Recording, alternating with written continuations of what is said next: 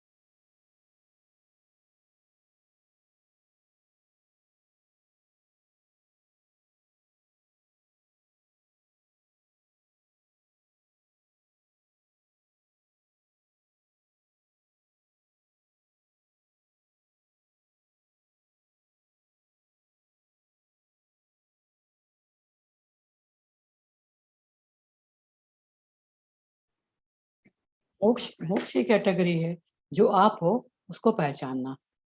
मेरे पास कुछ है जिसे मुझे जानना है, मुझे पहचानना है, यही मोक्ष है, यही मुक्ति है। इसके लिए तुम्हें कुछ करना नहीं है। इसके लिए सिर्फ तुम्हें बुद्धि से, विवेक से डिस्क्रिमिनेशन करना है, इसे भेद करना है, भेद से जानना है कि तुम क्या हो, तुम्हारा रियल नेचर क्या है, तुम्हारा असली स्वभाव क्या है। तुम्हें ये डिस्क्रिमिनेशन से, भेद से जानना है। ये वो नहीं, ये इसकी कैटेगरी वो नहीं है कि तुम कुछ करोगे और तुम्हें कुछ प्राप्त होगा। कुछ करके ये प्राप्त नहीं होगा। इसको इसको केवल जानना है। परंतु तुम हमेशा उसको खोजते हो जो तुम्हें बाहरी सुख देता है, बाहरी आनंद देता है। तुम कुछ करोगे, उससे जो भी प्राप्त होगा, उसे तुम लूज़ करोगे, वो तुम्हारा खत्म होगा। क्यों? समझ लो वैसे ही जैसे तुम बहुत पैसा कमाया लेकिन उसको खर्च भी करोगे, वो खत्म भी होगा। लेकिन आत्मज्ञान, मोक्ष वो उस कैटेगरी में नहीं है। आत्मज्ञान, मोक्ष की कैटेगरी अलग है। वो जो तुम हो उसे पहचानना है तुम्हें। ये कभी नहीं खत्म होने वाला है। ये तुम्हें आनंद देने वाला है, ये तुम्हें प्रेम देने वाला है, ये तुम्हें शांति देने वाला है। मोक्ष, मुमुक्षु जो जो तुम्हारा असली स्वभाव है, इसे तुम्हें पहचानना है। इसकी कैटेगरी बहुत अलग है। इसको कहीं जाना नहीं है तुम्हें लेने, कहीं खरीदने नहीं जाना है, तुम्हें इसके लिए पैसा नहीं खर्च करना है। ये इसको केवल पहचानना है। एक उदाहरण से इसको समझेंगे। एक महिला थी, रो रही थी। उसके दोस्तों ने पूछा, तुम क्यों रो रही हो? तो बोले, मेरे गले का ये नेकलेस चोरी हो गया है। तो उन्होंने पूछा, कैसा था वो नेकलेस? बोले, हीरों का था, रेड कलर के हीरे थे, इतना बड़ा था, इतना लंबा था। उन्होंने कहा, तो वो तो तुमने गले में पहना हुआ है, जो तुमने पहना हुआ ये तो वैसा ही निकला नेकलेस है। उसने छू कर देखा, बोले, हाँ ये तो वही है। अच्छा, तो मुझे भ्रम हुआ कि मेरा नेकलेस खो गया है। वैसा ही है आत्मज्ञान। जो तुम हो तुम्हें वही पहचानना है। वो तुम्हारे पास है, तुम्हारे सबसे करीब है।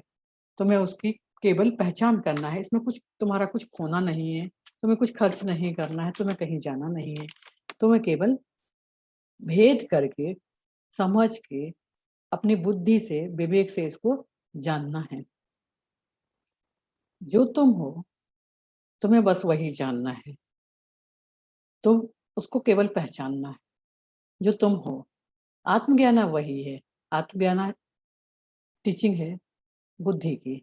डिस्क्रिमिनेशन के माध्यम से, विवेक के माध्यम से, भेद के माध्यम से तुमको जो तुम हो तुम्हें वह पहचानना है। तुम क्या हो, तुम्हारा रियल नेचर क्या है, यही गुरु की टीचिंग है। यही वेदों की, उपनिषद की तत्वबोध यही है। तुम जानो, पहचान। इसमें तुम्हें कुछ प्राप्त नहीं करना है। तुम्हें इसके लिए कोई एक्शन नहीं करना है। कुछ प्राप्त करने के लिए तुम्हें कहीं जाना नहीं है। तुम्हें कुछ प्राप्त करने के लिए टाइम चाहिए, टाइम इन्वॉल्व है। समझ लो, तुम्हें एक घर चाहिए। घर खरीदने के लिए तुम 10 साल मेहनत करते हो, 30 साल के लिए ईएमआई पे लोन लेते हो, 40 साल बाद तुम्हें वो घर मिलता है। तुम्हें वो सुख प्राप्त करने के लिए एक टाइम चाहिए। लेकिन अपनी पहचान करने के लिए तुम्हें टाइम की जरूरत नहीं है। ये अभी और इसी समय भी हो सकता है। क्योंकि ये अपनी बुद्धि के माध्यम से, विवेक के माध्यम से तुम्हें बस पहचानना है, जानना है। यह बहुत लंबा समय भी ले सकता है, 1 साल, 2 साल, 10 साल, 15 साल। ये आत्मज्ञान और कुछ नहीं है। बुद्धि के माध्यम से, विवेक के माध्यम से डिस्क्रिमिनेट करना है, भेद करना है। वही जो तुम हो उसको जानना है। वह जो खो गया नहीं है, जो कहीं नहीं गया है, उसे जानना है।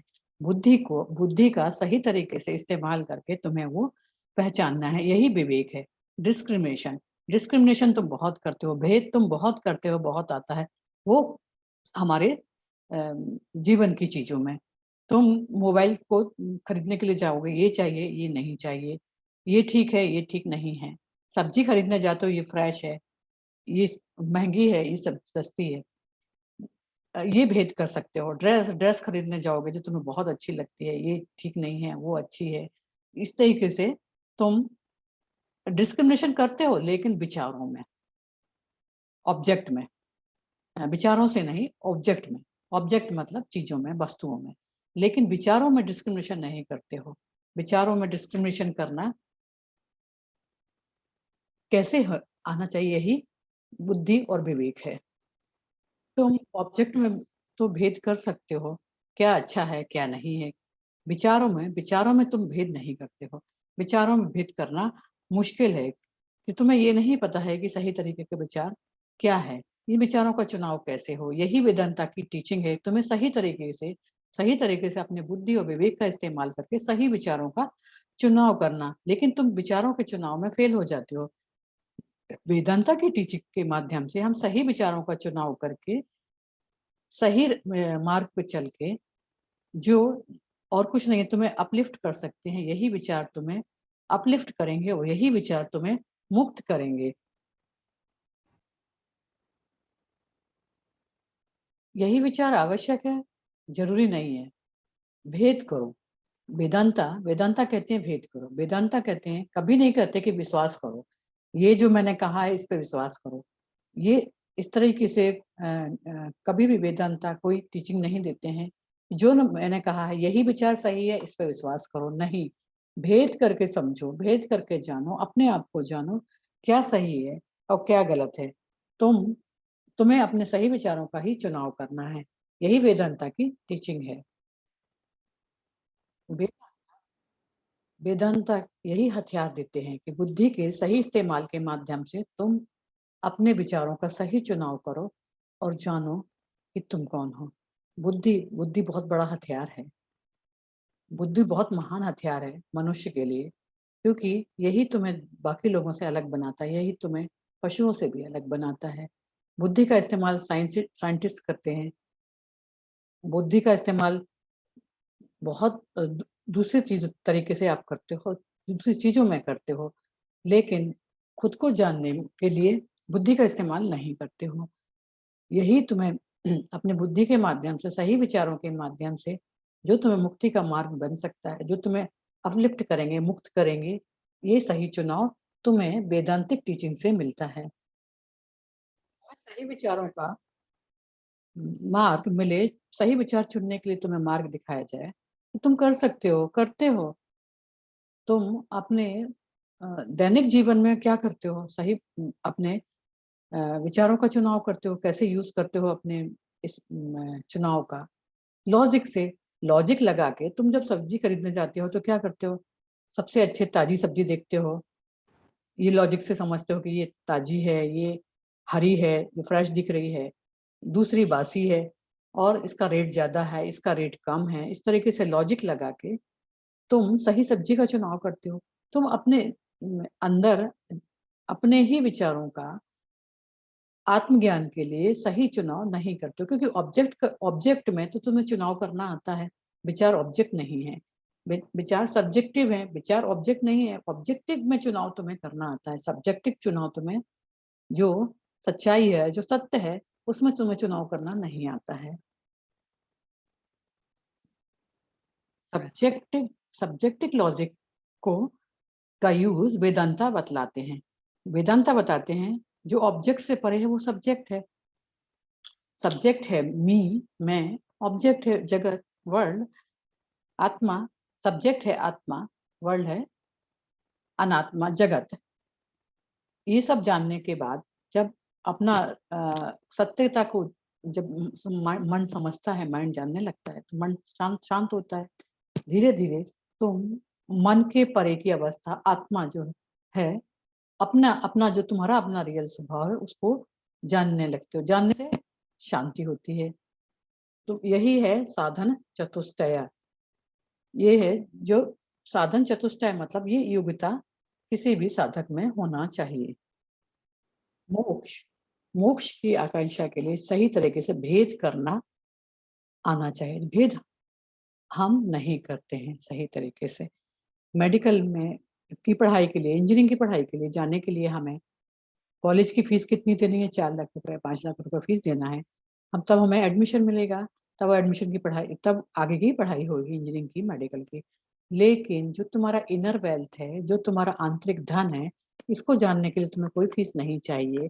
इसको तुम्हें केवल पहचानना है, जानना है, तुम्हें सही लॉजिक लगा के, सही तरीके से अपने लॉजिक के माध्यम से इस वेल्थ को, इस इनर वेल्थ को पहचानना है।